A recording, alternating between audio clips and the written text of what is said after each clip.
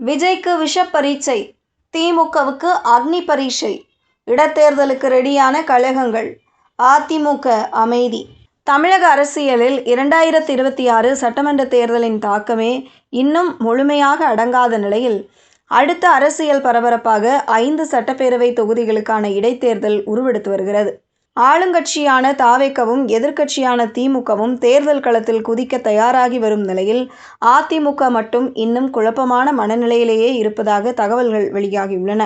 தாவேக ஆட்சியை கைப்பற்றியது மட்டுமல்லாமல், பல ஆண்டுகளாக திமுக அதிமுக என்ற இருமுனை போட்டியில் இயங்கி வந்த அரசியலை மாற்றியமைத்தது.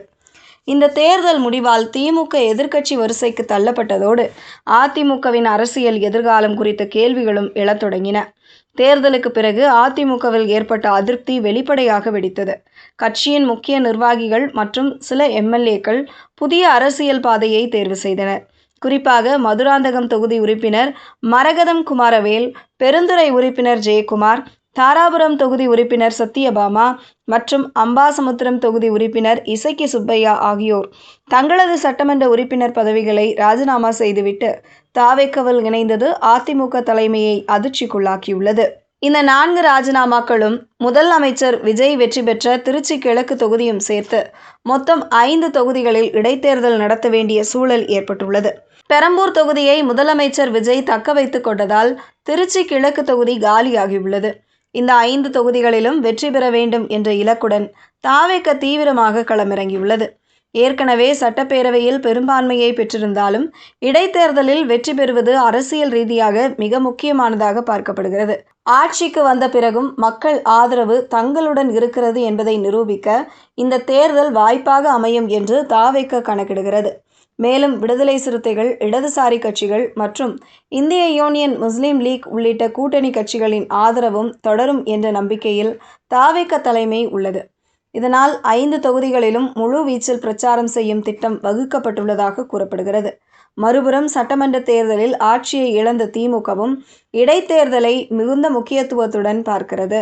தேர்தல் தோல்விக்கு பிறகு கட்சியின் வலிமையை மீண்டும் நிரூபிக்க வேண்டிய கட்டாயத்தில் திமுக உள்ளது. அதற்காக அனைத்து 5 தொகுதிகளிலும் வலுவான வேட்பாளர்களை நிறுத்துவது குறித்து கட்சி நிர்வாகிகளிடம் ஆலோசனை நடத்தப்பட்டு வருவதாக தகவல்கள் தெரிவிக்கின்றன. இந்த இடைத்தேர்தல் முடிவுகள் திமுகவின் எதிர்கால அரசியல் நகர்வுகளுக்கும் முக்கிய அடித்தளமாக அமையும் என்று அக்கட்சி கருதுகிறது. குறிப்பாக ஆட்சியை இழந்த பிறகும் தங்களது வாக்கு வங்கி சிதையவில்லை என்பதை நிரூபிக்க இந்த தேர்தல் உதவும் என நம்பப்படுகிறது. ஆனால் அதிமுகவின் நிலைமை மட்டும் முற்றிலும் வேறுபட்டதாக உள்ளது. தொடர் தேர்தல் தோல்விகள், உட்கட்சி மோதல்கள், முக்கிய நிர்வாகிகளின் வெளியேற்றம், சிலர் வேறு கட்சிகளுக்கு சென்றது போன்ற காரணங்களால் கட்சி இன்னும் சீராகவில்லை என்று கூறப்படுகிறது.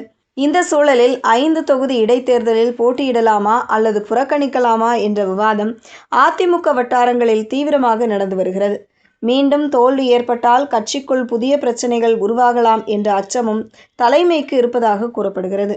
குறிப்பாக ஏற்கனவே எடப்பாடிக்கு எதிராக சில அதிருப்தி குரல்கள் எழுந்துள்ள நிலையில், இடைத்தேர்தல் தோல்வி மேலும் சிக்கலை ஏற்படுத்தக்கூடும் என்ற கணிப்பும் உள்ளது. இதனால் தேர்தலில் போட்டியிடாமல் இருக்கலாமா என்ற யோசனையும் அதிமுக தலைமையின் பரிசீலனையில் இருப்பதாக தகவல்கள் தெரிவிக்கின்றன. இதற்கிடையே நாம் தமிழர் கட்சி மற்றும் பாஜகவும் தங்களது அடுத்த கட்ட முடிவை எடுக்க ஆலோசனையில் ஈடுபட்டுள்ளன. இடைத்தேர்தலில் போட்டியிடுவது குறித்து நிர்வாகிகள் மற்றும் மாவட்ட பொறுப்பாளர்களுடன் கலந்துரையாட திட்டமிடப்பட்டுள்ளதாக கூறப்படுகிறது.